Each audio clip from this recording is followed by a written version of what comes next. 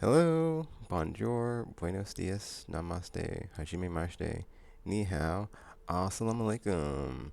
Everybody out there on the internet, welcome to Chat with Tekken for September 2023. Um, so basically, Chat with Tekken, if you don't know, is three main things I talk about. So we've got videos I'm working on for the channel, changes and stuff on the channel, IRL stuff, and then under videos I'm working on, there's subcategories playthroughs and streams, vlogs, DIY do-it-yourself stuff, how-tos and other stuff I might be making for the channel. The other two categories don't have subcategories because they are things that happened or didn't, with anecdotes and asides sprinkled in. I mean, that being said, I really need to like work on this because it's not been this format for a very long time, and yeah, whatever. Anyway, so views I'm working on slash what I've been playing, what I've been streaming. So, dude, okay, so this is easy. This month has just flown by. Flown by. Okay, let's start with Sea of Stars. I don't know if I talked about this last time, but like I played it a bit before Starfield in the before times. It's good. It's really good. It gets better as you like the farther you get. It's a bit slow going at the start, but it's like, dude, it's like a classic. It plays like a classic like Super Nintendo PS1 era JRPG. It gets so good. It gets so good. I haven't finished it yet. I got like really close to the end, but then Starfield came out and I was like I dropped everything to play Starfield, dude. So, And speaking of games that are good, effing Starfield. I think I need to make like a whole other video just like gushing over that game, dude. Like I'm not a Bethesda fan. Like I'm not a believer. Like, I was not Team Bethesda before this. But I mean, I haven't really like played their games very thoroughly. I played Skyrim during quarantine, 2020, 2021, whatever. 2020, because 2021 was not it. Oh no, 2020, yeah, 2020. Anyway, so it was okay. Like it's whatever. It's got its ups and downs. It's a whole thing. We're not gonna get into it. But I'm not really familiar with their like work on the Elder Scrolls. I have played um Morrowind. I've played a bit of Oblivion. I didn't play them too much because I was playing other stuff at the time. So yeah, or just like they weren't like I didn't play them in continuity. I guess I'll say like when they came out and they were new. This like Starfield I jumped on because I was like, dude, this like those presentations they gave of that game were just so like I was like, dude, this is getting me hyped.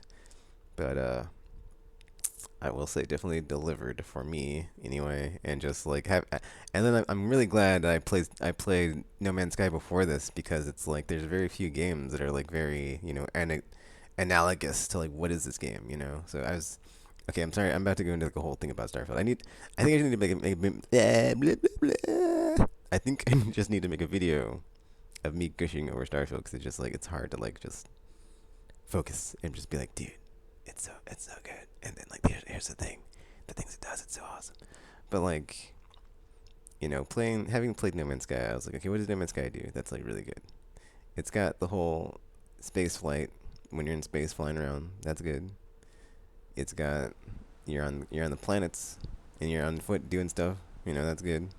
I mean, it's more like Minecraft in space on that part, but whatever. That's what I'd compare it to. F and the transition from space to ground, cool. But man, it just falls so flat on the story for me in that game. Like the story narrative characters just could not care less. It goes and it tries, but it doesn't really try too hard. And it's just like super basic effort, not super basic effort, but just like whatever. But then like I guess number five would be like secret. Like here's five things about No Man's Sky, and then like secret sauce is like the procedurally generated universe, so it's like always growing, and like you can't run out of crap because it's just a bunch of random stuff just generated, just blur. So you can just keep going and visiting planets, discovering things, scanning things, the whole thing. If you're really into that, you really like it. I enjoyed it. Um, that's No Man's Sky. Okay, and then like before I get too far ahead, it's like I would say like if there's like a triangle of games and like you have I almost said Skyrim, Starfield in the middle. It's like what games would I like in my brain of like stuff I've played, because I played so many, what does it get, like the things it touches and does that it comes that it's kind of close to. I mean, that being said, there's not a lot of space games, but it's like this game to me is like a new era. Like it sets the bar, a watershed moment. Like it's a must play. I don't want to say it's a 10, but it is a must play game. And then like you got okay, so in the triangle that goes around Starfield. I should make this a diagram. So you've got No Man's Sky, and then you've got Mass Effect, the first one specifically, because it's got like on planet stuff, but it just does it in the Bethesda style, and it's just like, dude, ugh. But then it's also very similar in the whole like, oh, I touched a Prothean beacon, I've got Prothean visions. But then it's like in this one, you touch a space relic and you get other things. I'm not gonna spoil it. Um, and then but it's completely different as far as like the story and the scenario. It's way lighter and way more of a fun time versus just like, oh man, galactic extinction, wouldn't that suck? So there's that. So it's like, bit of No Man's Sky, bit of Mass Effect, and the third game, I don't know, man. Like I can't really think of like a third game, because there is a lot of loot, and like but it's not really. I don't like the inventory system and like the looting system. So it's like, to me, like kind of, but not really. I mean, there's not a ton of guns, so it's like it's not analogous to Borderlands. But I did think of Borderlands 3 just because it's in space and there's a bunch of planets. But it's like, dude, the compare like that is not even like it's incomprehensible to like say, oh man, Borderlands 3 is in space and there's planets and you go on them and you shoot stuff. I mean, you don't have to shoot stuff. You can play a melee build. Same thing in Borderlands, though. You can do a melee build. But it's like, dude, it's not even. It's so apples to oranges, man. It's like that's the same thing with the Mass Effect. It's in space. It's in space, and like you can do stuff in space. But it's like that's where the comparison ends. I'm just gonna like stop, because it's like I want to get back to playing Baldur's Gate 3, and I don't get too into Starfield in this video. But dude, it's so effing good. Like it's so effing good. Like I'll do a video where I gush about it, but it's just like it checked all the boxes for me, man. Like I like so many things that are in that game, and it did all of them, and it's just like, and then going back to No Man's Sky, it's like the only thing it does not do is like the smooth transition from like space to surface. Like if it had the space to surface thing, it would be god tier, and like I would say it's in level 11, and like, but like even without that, dude, it's in a league of its own. There are so many locations, and then like they all do the thing where like if you land, it does like a 50-kilometer or whatever. It's like the space around you, it populates with like Bethesda style like objectives and places to go. But like the size of it is like so big, it's like the size of like any other open world game. So it's like every planet is like the size essentially when you land on it. Because, and there's like what? How many? Like 100? No, there's like no. I think it's like there's 100 systems. I've been to them all. I haven't visited all the planets yet. That's my next thing to do. I want to go to all the planets and the moons. I haven't done that yet. I've visited all the systems. I've seen things you people wouldn't believe. Let me tell you. And then effing but like yeah, when you land on them and it auto populates and it like procedurally generates, and like that magical like secret sauce, it like kind of does the same thing as No Man's Sky, but nah, it's like it does it different in a different style, but it's just like the way it does it is like so good. And like if you just like are really into that game, you can just like see yourself playing it for such a long time. Like for me, I already know I'm gonna play like 1,000 hours of that game, and like I want to get all the skill points. I want to get all the skills leveled up. I want to just like do all these things. I and I really like applaud them for like what they did with New Game Plus, even though I don't 100% agree with it. Like, cause there's a choice you have to make if you want to do that. But then, like the thing that irks me is like they didn't do like a traditional like New Game Plus. So it's like, or they could have did both, right? They could have did like, you go through the thing, and you leave the thing that you left behind. But then to me, like that as a choice as my player character, it's like, well, I wouldn't do that because I'm leaving all my friends in that universe behind. So it's like, I don't like that they limit you in that regard, as far as like if you like just do not agree with that choice, which I do not. Like I did not choose Unity in my playthrough. It's like, well, I did like make a second save file where I did it just to see what it was, which it was cool because I was like, dude, this is like the way that they like effing they they did New Game Plus was like a game changer, dude. 'Cause it's like it's built into like the lore and the story of the game, but it's like done so like, and like it's done so organically. But then like the way they do it is like if you look all the way like all the systems that the game has in it, and like they build upon themselves, and like they're just layered. And like you look at New Game Plus, and it's just like, dude, they have like they have structured this game where you can play it forever, or just like you can play it for so long and like without exhausting all the, without exhausting the, or not without exhausting, but just like you could just keep going through the gameplay loop and like doing different choices in like all the different factions and missions and whatever, because it's got New Game Plus. So you just keep playing and you keep doing different things, different through, or different things differently every time through. I mean, there's only like a finite amount of like different, you know, uh, choices, variations, whatever of like that stuff. But then like once you get bored with that, there's other stuff to do. There's like outposts. You could be evil. You could be a space pirate. Like there's it's so effing good. It's so effing good. Anyway, I really find it hard like to nail down like a third game. I don't want to say Borderlands 3, but like it's the one that comes to my mind. But like, dude, it is very Skyrim in space if you're a fan of Skyrim, because they even have like the same like, okay, not the same, but very similar abilities. Like I feel like because I did the melee build and it feels very like one-handed weapon sword like slash slash slash slash slash. There's like three different. That's like the one. Like one of the few downsides is like there's not a lot of weapon variety for melee specifically. The other stuff there's a bunch of weapons for. Well, not really, but it's like enough, right, to get you through, and then like you end up settling on like whatever you like, right? So, but then like it's like kind of neat because you can see that they like basically took a lot of the systems of their previous stuff and put it in here, because you can have that like stealth bow build that you can make in Skyrim, but it's just like in this one it's like your stealth with a sniper rifle or your stealth with whatever ranged bullet shooting weapon, because they have different guns and the guns are like not that's what I think, that's what also what appealed to me, is like I wasn't sure if they could go from high fantasy to sci-fi, but they did, even though it's like very like you can like look at the conversion of like what they took and like, just like it's like fantasy, and then they put it in their Bethesda conversion system of and it spits out like the sci-fi version, and it's like, oh, instead of having, well, I guess death claws aren't in the Skyrim games, or just like their previous works. So it's like instead of have death claws, we have terramorphs, and it's like, oh, okay, and then it's like instead of, or the whatever troll or ogre super mutants from Fallout 3, it's like, oh, we have terramorphs, and it's like yeah, okay, and they're just like whatever. It doesn't matter.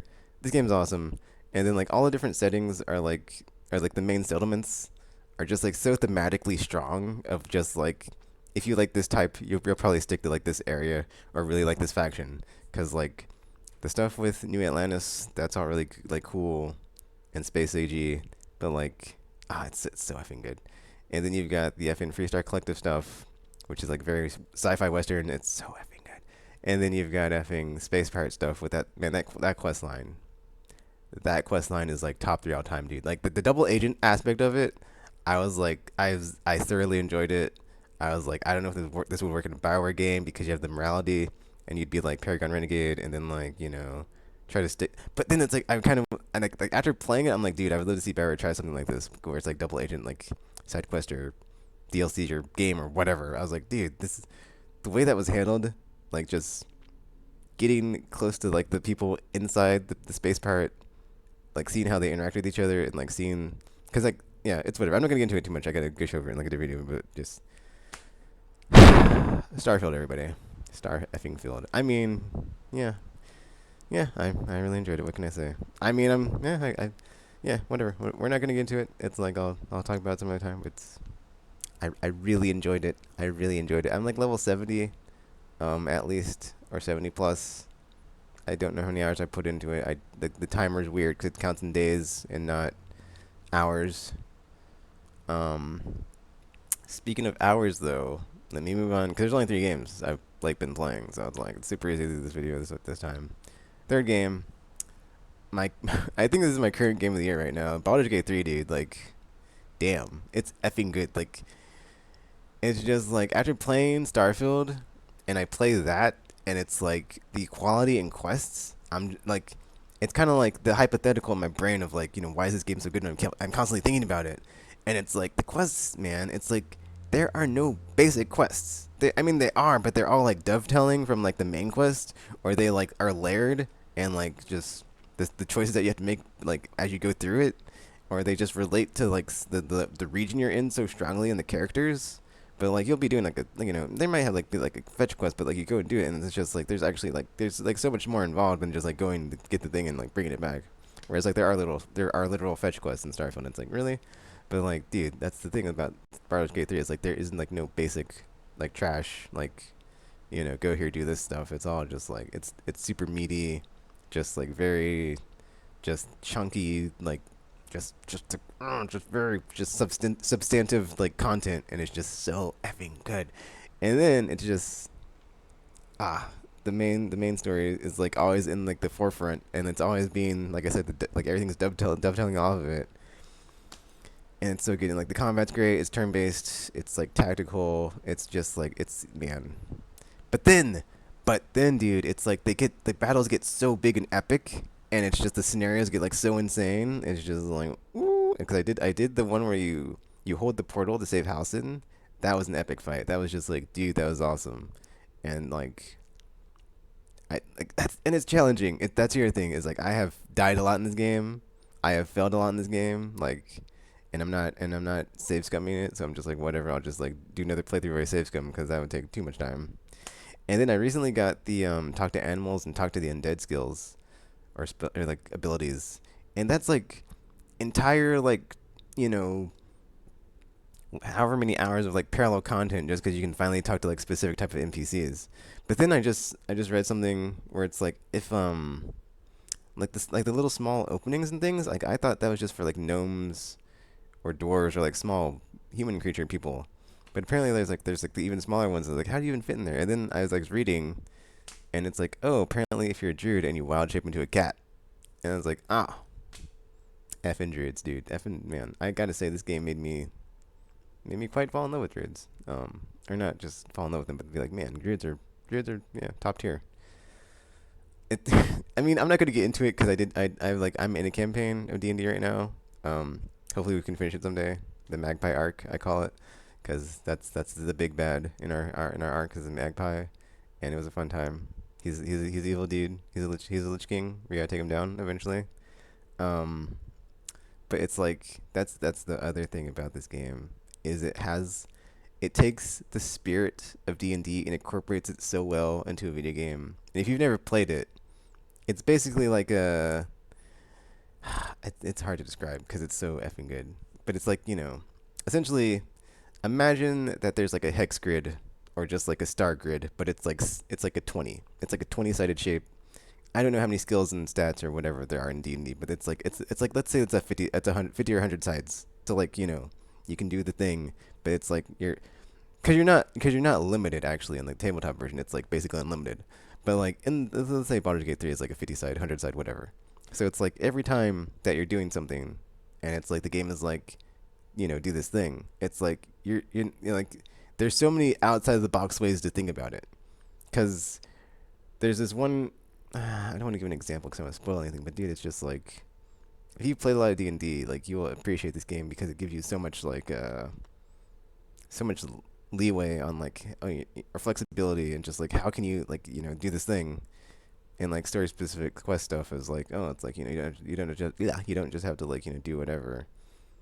Or yeah, it's just amazing how like robust the game is. But then like also in dialogues, dude, it's like there's sometimes when you have like 8 choices and it's like all right, how do I want to handle this? And it's just like different skills. It's like persuasion, investigate, wisdom, intelligence, your class effing modifier or whatever, which is what I pick a lot, is like the monk persuasion or like the monk whatever because I play monk. It's so effing good. It's man, I wish there was a demo so I could just be like play the demo. It's like it's that effing good, man. It's just that's also weird too though because like I didn't think I'd go from like fantasy to sci-fi and be like all right whatever because like that's kind of what burned me out back in the day on fantasy was like I played Mass Effect and I was like dude this is so good nothing else would come close for like 10 years. And here are like however long later and like everything else finally caught up. But yeah, I'm like props to Larian, clap Larian. That was a great Larian Studios. 3 years of early access, dude. Like I think people like don't appreciate the fact that that game was in early access for 3 years. Like that's why it's so effing like polished and good as well. Um, it's so fucking good. Okay. Also, the other thing is like I was thinking about this as I was playing this because I kept thinking about like all my class builds and whatnot. But like class build or build build crafting is like a thing. People call that. At least in Destiny or whatever. But like D&D is like the OG of like build crafting. It is like the thing that like, but it's the OG of like a lot of things. Like it's like if you've never played it and you play it, you will see like all the systems and subsystems like of that game are like in or baked into like so many different video games. You play them and it's just like it's the progenitor or the thing that like was the predecessor of like so many things and systems that are in games now. And like because I hadn't played it until like 2020 and I played it and like my mind was just like, it's like in everything. It's just I was like I just completely just gobsmacked, which is like how it's in every effing game I've ever played ever. Because I play a lot of RPGs, and that's like the one not the one to rule them all, but like it's the effing the originator, I guess. Anyway, but yeah, man, Baldur's Gate 3. It's hard for me to like talk about it and like not get too into it, or just like also that one I need to do a video about gushing over it. I've put like over like almost 100 hours into it, and I just started playing it like when it went like not that far, like not that long ago. Like every time I play like it's yeah, it's a whole thing. Um, Choices and consequences are awesome in that game.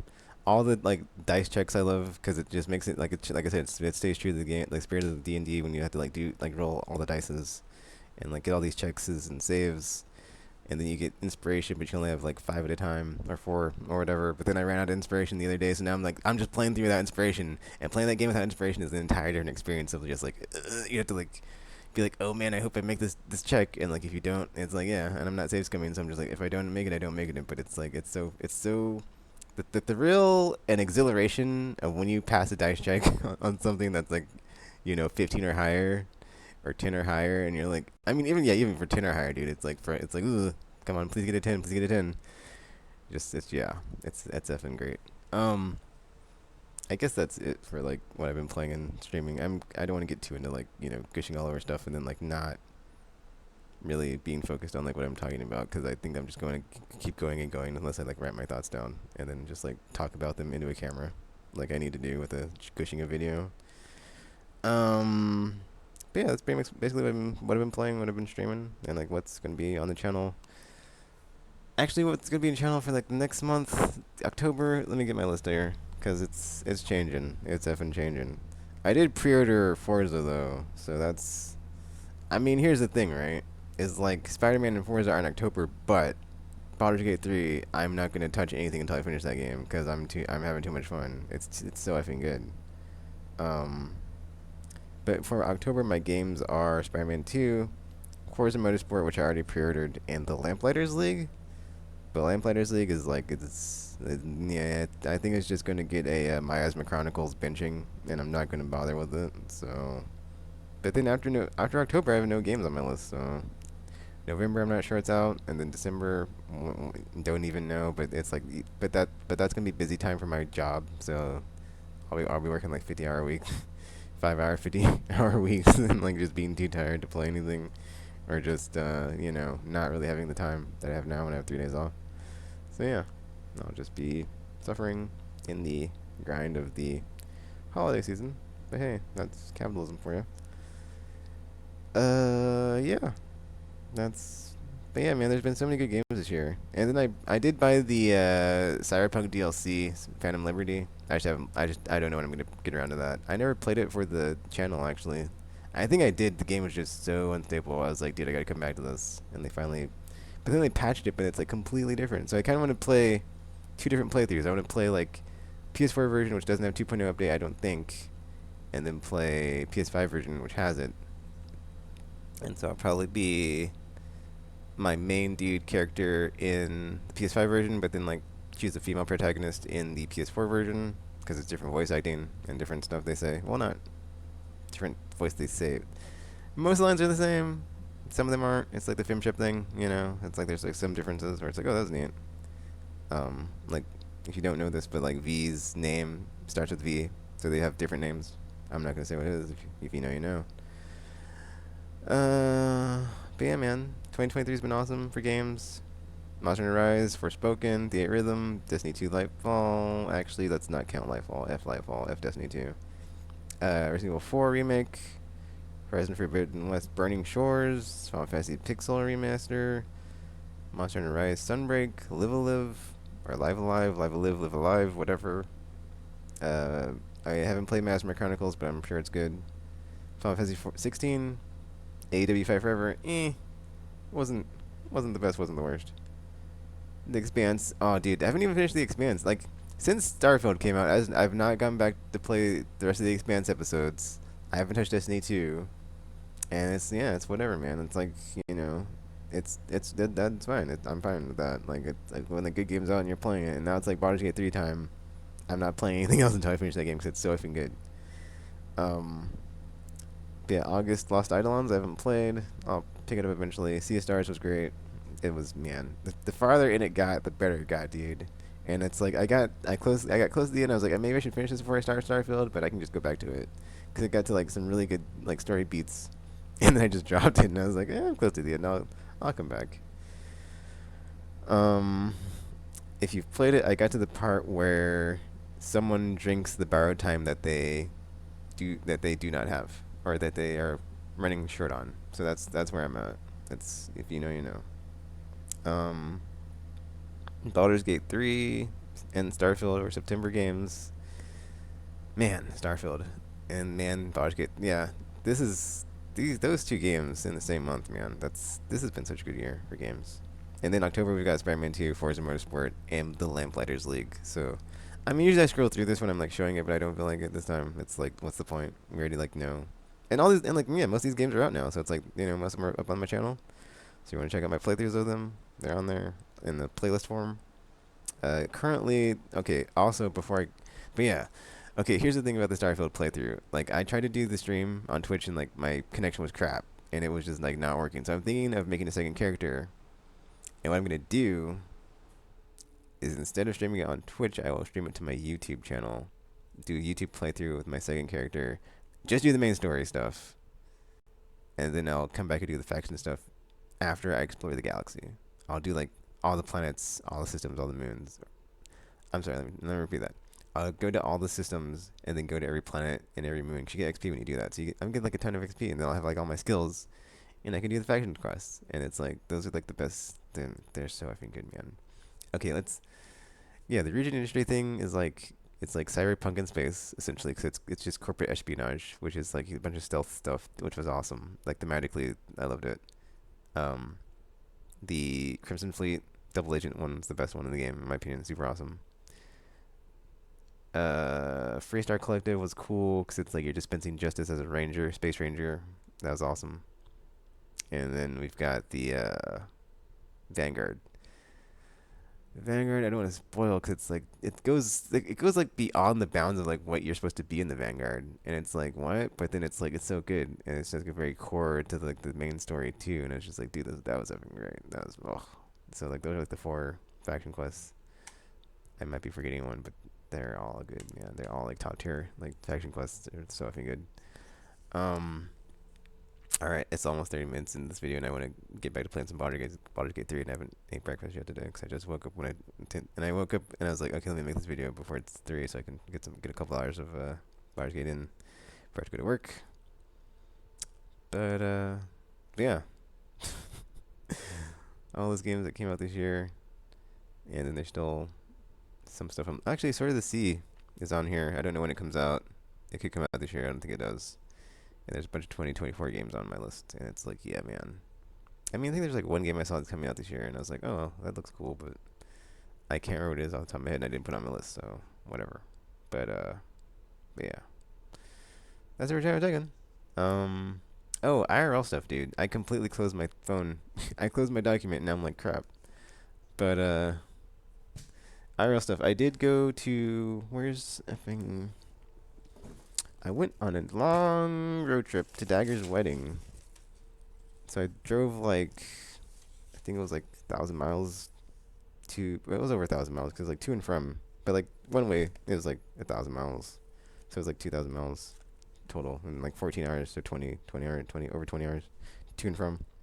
But I got some souvenirs. So it's like, here's my shirt from Missouri. It says "Time for Adventure," and it was an adventure. Let me tell you, because I was like, I don't know, man.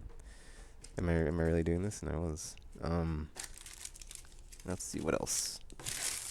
Okay, so these are all my well, I don't have very many souvenirs, but yeah. Then, so then I picked up on the way to this Michigan fridge magnet, and yeah, 'cause that's where I went. And then I was like coming back, and I was like, well, I need something for Illinois, because I when I was going, I asked the one of the gas stations I stopped at if they have any souvenirs, but they didn't. And then when coming back, they did, and I was like, oh, I guess I'll just get another fridge magnet. And then here's an Illinois one. But now I'm thinking in my brain like, oh man, I should get a fridge magnet for every state I go to. But then it's like part of my brain is like, maybe I should keep going to places and visiting. And it's like, no, just let it go, dude. Let's see. Indiana went through. Everybody was speeding. I didn't get a souvenir, but I will not forget those memories of traumatically being passed so fast on the highway by people that just can't drive the speed limit. Let's see. Michigan, Illinois, Missouri, Indiana. Yeah, I think the only state I missed was Indiana for a thing. So whatever. Anyway, I had fun. It was an adventure. I survived. So yeah, and I got to meet RPG and Dagger for the first time in like 20 years. That was cool and weird. But yeah. Um. Anyway, that's it for Channel Taking a positive IRL section to end on. Cause I could talk about the government shutdown and the lack of leadership or the failed bureaucracy slash democracy slash republic slash whatever you want to call our government, or just failed government. Yeah, that works too. Just generalize it. And but yeah, why ruin things when I had such a great memory that I can have for all time and space. But yeah, that's it for Jam. Oh, I didn't talk about the red mage thing. Where's my hat? I'm not gonna embarrass myself, but I did have a hat I bought. It doesn't fit. I have too much hair on my head, and it's the whole thing. Yeah, we're not gonna go there. Anyway, and then funnily enough, I don't know how to tie a tie. So I was looking at YouTube tutorials like how to tie a tie before the wedding, and it worked out. I just found one and I just copied the thing and it worked. So it's like, in the age of YouTube, everything's cool. But yeah, that's it for this video. Until you see from me again. Thanks for watching, and I'm now signing off.